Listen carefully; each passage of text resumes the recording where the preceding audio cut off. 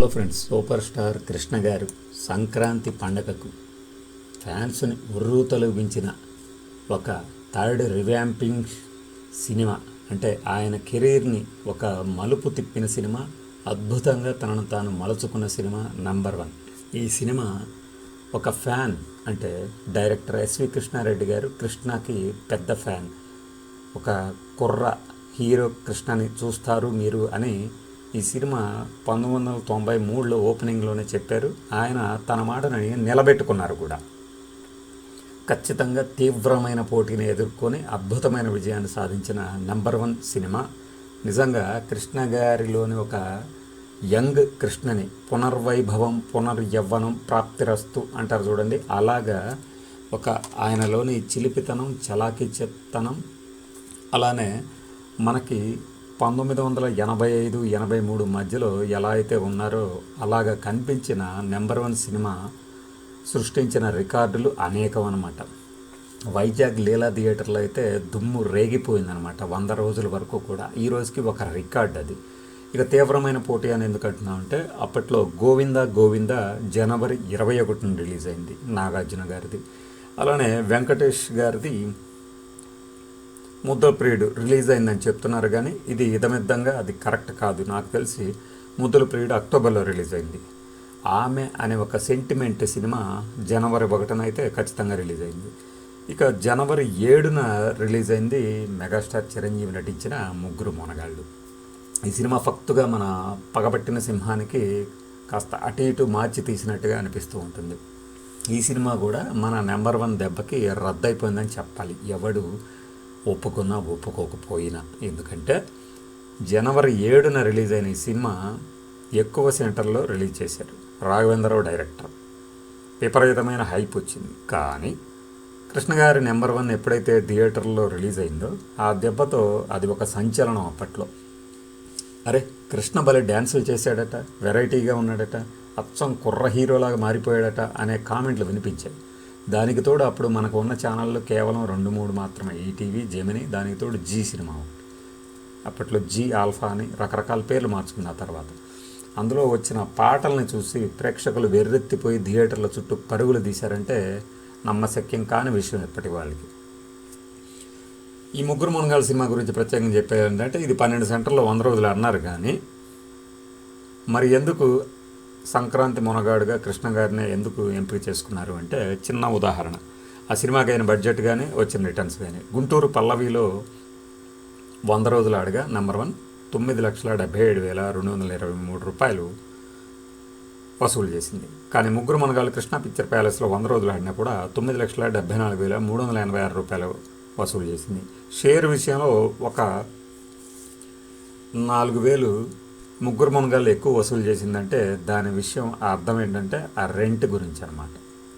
అలా కృష్ణ గారు సంక్రాంతి మునగాడుగా ఈ సినిమా ప్రూవ్ చేయగా, కృష్ణ గారిని అభిమానులు ఎలా ఉంటే చూడాలనుకుంటున్నారు, ఆయన్ని ఎలా మలిస్తే, ఆయనలోని ఏ మూమెంట్ ఎలా తీస్తే ప్రేక్షకులు హర్షధ్వానాలు పలుకుతారు అన్న విధంగా ఈ సినిమా సాగుతుంది.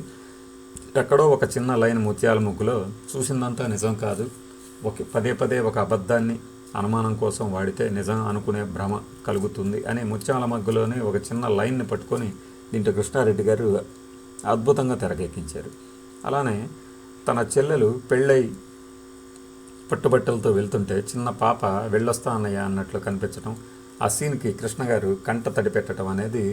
ఆ తర్వాత వచ్చిన ఒక టాప్ డైరెక్టర్ జయంతి పరాంజీ గారు, నాకు ఎప్పటికీ ఆ సీన్ అంటే ఇష్టం, కృష్ణారెడ్డి గారు నా ఫేవరెట్ మ్యూజిక్ డైరెక్టర్ అని చెప్పడం ఈ సినిమాలోని ఒక నవ్యతని, గొప్పదనాన్ని కూడా తెలియజేస్తుంది. కృష్ణ గారికి ఉన్న అన్ని పాటలు ఇందులో సూపర్ హిట్స్. ఆ కాస్ట్యూమ్స్ కానీ, ఆ మేనరిజమ్స్ కానీ, అలానే ఒక యువ హీరో ఫైట్స్ చేస్తే ఎలా ఉంటుంది అన్నట్టుగా బిషిం బిషిం బిషిం బిషిం అని వరుసగా పంచులు ఇచ్చుకుంటూ వెళ్తారు విలన్లకి, అంటే రౌడీలకి. ఆ సీన్లు అద్భుతం అనిపిస్తాయి మనకి. అరే, ఇంత టాలెంట్ ఉన్న కృష్ణ గారిని ఇంతవరకు దర్శకులు ఎందుకు సరిగా వినియోగించుకోలేకపోయారు అనిపిస్తుంది కూడా. ఆ కాస్ట్యూమ్స్ చూసినా కూడా మీకు అనిపిస్తుంది అసలు కృష్ణ గారి బాడీ ఇంత ఫిట్గా ఎలా మెయింటైన్ చేయగలిగారు అనిపిస్తుంది. అప్పటి కుర్ర హీరోలతో సమానంగా ఫైట్లు చేయటం, ఆ మూమెంట్స్ కానీ, స్టైల్స్ ఇవ్వడం కానీ, ఒక తనని తాను ఫినిక్స్ పక్షిలాగా లేచే ఒక గుణం ఒకటి కృష్ణ గారిలో ఉంది అని ఈ సినిమా మనకి మరోసారి ప్రూవ్ చేసింది అనమాట. ఇది 9 సెంటర్లో 100 రోజులు ఆడగా ప్రతి సెంటర్లో కూడా అద్భుతమైన కలెక్షన్స్ అనమాట. ఈ సినిమా 100 డేస్ ఫంక్షన్లో కూడా ప్రేక్షకులందరి ముందు కృష్ణ గారు చేసిన ప్రసంగం కూడా అద్భుతం అనిపిస్తూ ఉంటుంది.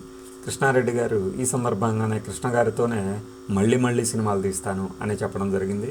ఈ మధ్య కూడా కృష్ణ గారు చనిపోయినా కూడా ఆయన ఆర్టిఫిషియల్ ఇంటెలిజెన్స్ సాయంతో ఒక సినిమా తీస్తా అనడం ఆయనలోని ఒక అభిమానికి తార్కాణం. సో అది ఈ సంక్రాంతి మొనగాడిగా కృష్ణ గారిని ఎందుకు పిలుస్తారు అంటే 93లో పచ్చదనం, 94 నెంబర్ 1, 95లో అమ్మదొంగ, 96లో సంప్రదాయం, 97 సంభవం, ఆ తర్వాత వైభవం, ఇలా ఆయన పరంపర కొనసాగిందనమాట. ఇది కృష్ణ గారి నెంబర్ 1 గురించి చెప్పుకుంటూ పోతే ఇక అందులో సౌందర్య గారు కృష్ణ గారికి యాప్ట్గా అనిపిస్తూ ఉంటుంది. ఎంత తక్కువ వయసు అయినా కూడా ఎక్కడ మనకు ఆ తేడా తెలియదు. ఇక అలానే మధ్యలో కోటా శ్రీనివాసరావు మార్కు చిన్న విలనిజం, అందులోనే బాబు మోహన్ తోడైతే ఆ ఫన్తో కూడినటువంటి కామెడీ, చిన్న ఫన్ ఎక్స్ప్రెషన్స్తోనే అన్నమాట. మ్యానరిజమ్స్, మళ్ళీ ఖల్నాయక్ అన్నా నేనున్నాను కదా మైహూనా అన్నట్లు.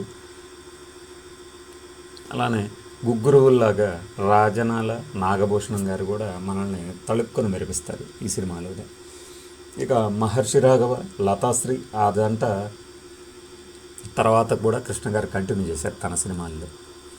మహేష్ ఆనంద్ లంకేశ్వరుడు అనే ఒక సినిమాలో విలన్గా పరిచయమై అట్రఫ్లాప్ అవడంతో తెర వెనుక అయిపోయిన 2-3 ఏళ్లలోనే ఒక కామెడిక్ సైకిక్ విలన్లా దీంట్లో కనిపించడం, అతని దగ్గర అసిస్టెంట్గా జాయిన్ అయినటువంటి బ్రహ్మానందం పిచ్చెక్కిపోయి చివరిలో రంకెలేసుకుంటూ వెళ్ళటం అనేది ఎవరూ మర్చిపోలేరు. అలానే మహేష్ ఆనంద్కి కూడా ఒక పాట ఉంటుంది, ఎంత నాటి ప్రేమో వామ్మో వాయ్యో అనుకుంటూ.